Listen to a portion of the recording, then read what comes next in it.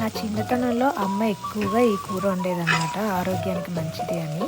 అందుకు ఈరోజు తోటకూర పెసరపప్పు కూర నా చిన్నతనంలో మా అమ్మ ఎలా చేసేదో కొంచెంగా అలానే ట్రై చేసి చేశాననమాట.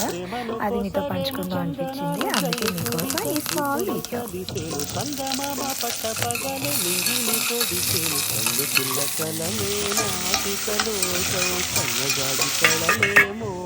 రాగం చిలకల పలుకులు అలకల ఉలుకులు నాటిరి సొగసులు నన్నే మరిపించే